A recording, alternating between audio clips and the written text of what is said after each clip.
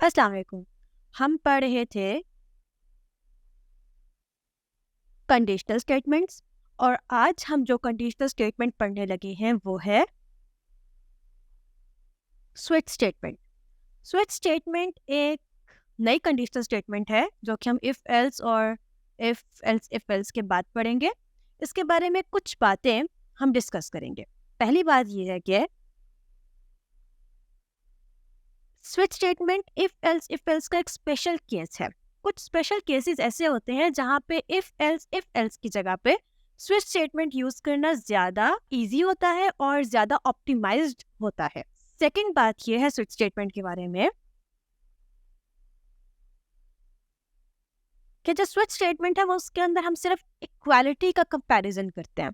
मतलब हम switch statement से सिर्फ वो वाले कंडीशनल स्टेटमेंट्स प्रोग्राम कर सकते हैं और सॉल्व कर सकते हैं जिसके अंदर हमारे पास कंपैरिजन सिर्फ इक्वालिटी का आ रहा। Third thing about switch statement is जिन डेटा टाइप्स के ऊपर हम स्विच स्टेटमेंट यूज कर सकते हैं वो सिर्फ इन और करेक्टर डेटा टाइप्स। सिर्फ इंटीग्रल्स और करेक्टर्स के ऊपर हम स्विच स्टेटमेंट को ऑपरेट कर सकते हैं। मतलब इक्वालिटी का कंपैरिजन सिर्फ इंटीजर्स और करेक्टर्स के दरमियान होगा स्विच स्टेटमेंट में। फोर्थ थिंग इज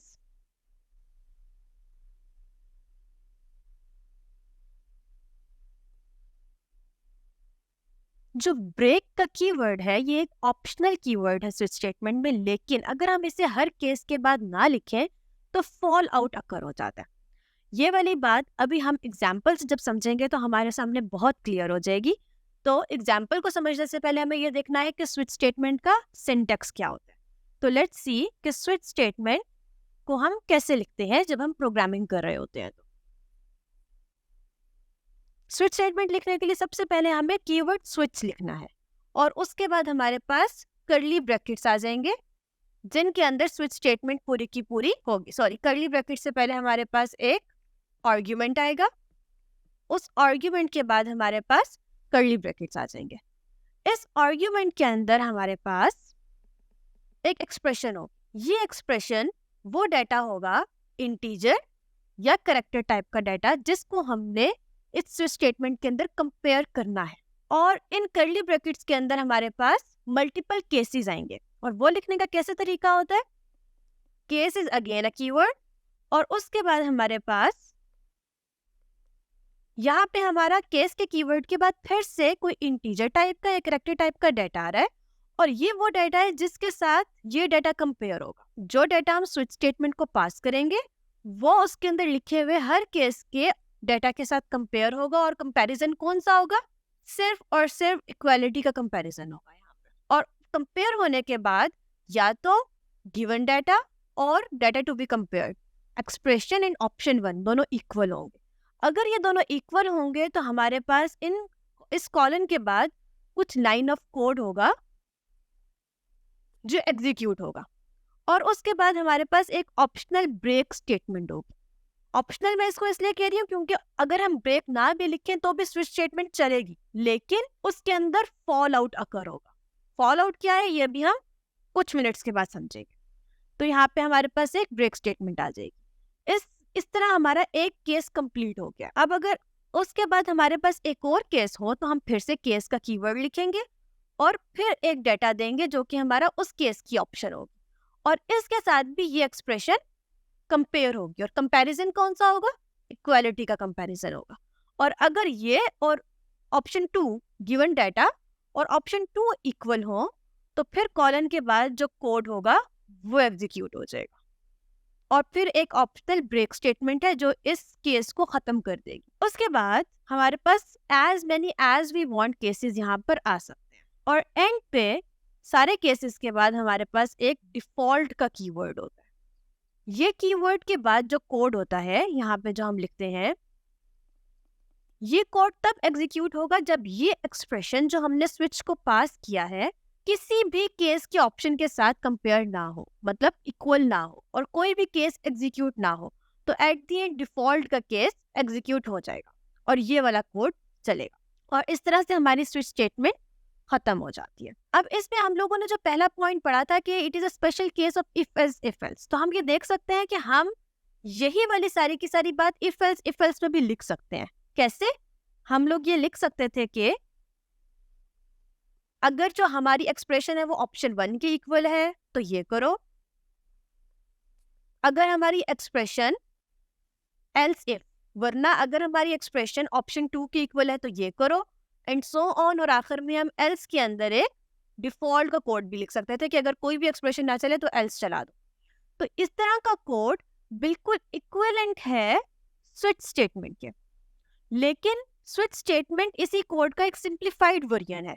इसमें हमें बार बार इक्वालिटी के ऑपरेशंस नहीं लिखने पड़े, बार बार एक्सप्रेशन को रिपीट नहीं करना पड़ा, जबकि हम यहाँ पे शुरू में एक ही दफा वो वेरिएबल, वो डेटा पास कर रहे हैं जो हमने कंपेयर करना है, और उसके बाद हम सिर्फ केस के आगे हर ऑप्शन लिखते जा रहे हैं, और हमें पता है कि कंपैरिजन हमेशा इक्वल टू का ही होना है। सेकेंड पॉइंट हमारा ये था कि ये सिर्फ इक्वालिटी का कंपैरिजन करती है।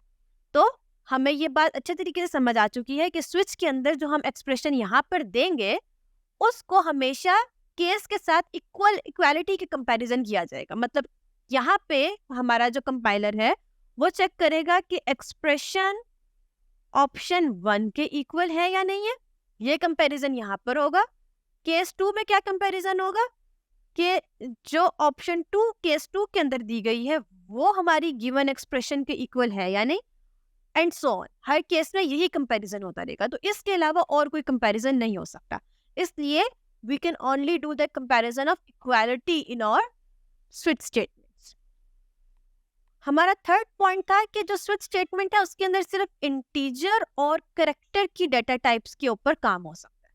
तो यस, यहाँ पे जो हम एक्सप्रेशन का डेटा पास कर रहे हैं ये डेटा या तो कोई इंटीजर हो सकता है या फिर कोई कैरेक्टर हो सकता है। फॉर इंस्टेंस हम यहाँ पर अगर character my character is equal to A, ये एक कैरेक्टर है, ये माई कैरेक्टर का वेरिएबल हम यहाँ पर पास कर सकते हैं। इसी तरह integer num is equal to 10, तो ये जो नम इंटीजर है ये हम यहाँ पे पास कर सकते हैं। इसी तरह हम स्विच के अंदर डायरेक्टली कोई एक्सप्रेशन भी लिख सकते हैं, जैसे 10 मल्टीप्लाई बाई 20 या इसी तरह से कोई भी एक्सप्रेशन हम लिख सकते हैं, लेकिन उस एक्सप्रेशन का रिजल्ट जो है वो इंटीजर ही होना चाहिए। और इसी तरह हम स्विच में डायरेक्टली कोई कैरेक्टर भी पास कर सकते हैं, लेकिन वो होना एक कैरेक्टर ही चाहिए, स्ट्रिंग नहीं हो सकता, फ्लोट नहीं हो सकता, और कोई और कॉम्प्लेक्स टाइप भी नहीं हो सकता।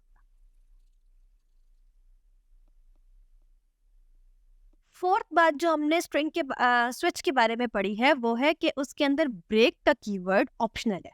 यहाँ पर हमने एक ब्रेक का कीवर्ड लिखा है, हर केस के बाद हम ब्रेक का कीवर्ड लिख रहे हैं। इसका ये मतलब है कि अगर हम लोग यहाँ ब्रेक का कीवर्ड लिखें तो क्या होगा, एक्सप्रेशन के अंदर डाटा मिला, वो एक्सप्रेशन का डाटा केस 1 के साथ कंपेयर हुआ, फॉर इंस्टेंस कंपैरिजन का आंसर ट्रू आ गया, और ये वाला पूरा का पूरा कोड जो केस के 1 के अंदर दिया गया था वो चला, और उसके बाद एक ब्रेक स्टेटमेंट आई। ये ब्रेक स्टेटमेंट कंट्रोल को यहाँ पर पहुंचा देगी और स्विच स्टेटमेंट खत्म हो जाएगी, और उसके बाद हमारा कंट्रोल आगे का स्टार्ट हो जाएगा। प्रोग्राम जिस तरह से आगे लिखा हुआ है वो वाला प्रोग्राम चलने लग जाएगा। और ये वाला जो कोड है जो केस 2 के बाद लिखा था या आगे के केसेस के बाद लिखा था या डिफॉल्ट के बाद लिखेगा, ये एग्जीक्यूट नहीं होगा। ये ब्रेक स्टेटमेंट का मकसद है। अब अगर हम ब्रेक स्टेटमेंट ना लिखें, अगर हम यहाँ से ब्रेक स्टेटमेंट को हटा दें, हमारे पास एक्सप्रेशन आई, एक्सप्रेशन यहाँ पे कंपेयर हुई ऑप्शन 1 के साथ इक्वालिटी में, और हुआ ये कि एक्सप्रेशन में जो डाटा था वो ऑप्शन 1 के इक्वल था, और यहाँ पे हमारा ट्रू आ गया। ट्रू आने के बाद ये वाला कोड एग्जीक्यूट हुआ, यहाँ पे ब्रेक नहीं थी, कोड यहाँ पे चला गया, और ये वाला कोड जो केस 2 के बाद था वो भी एग्जीक्यूट हो गया। फॉर इंस्टेंस यहाँ पर भी ब्रेक नहीं थी, तो सारा कोड एग्जीक्यूट होते होते डिफॉल्ट का कोड भी एग्जीक्यूट हो जाएगा, और उसके बाद हमारा कंट्रोल यहाँ पर पहुंचेगा। मतलब जिस भी केस के अंदर ट्रू आ गया और कंट्रोल कोड एग्जीक्यूशन की तरफ चला गया और ब्रेक ना हुई, तो उसके बाद वाले सारा कोड एग्जीक्यूट होता रहेगा जब तक हमें कहीं ब्रेक ना मिल जाए। और इसी फिनोमेनन को फॉल आउट कहते हैं कि चलना सिर्फ ये कोड चाहिए था, लेकिन चला ये भी, और उसके बाद हम लोग आगे के प्रोग्राम के कंट्रोल की तरफ गए।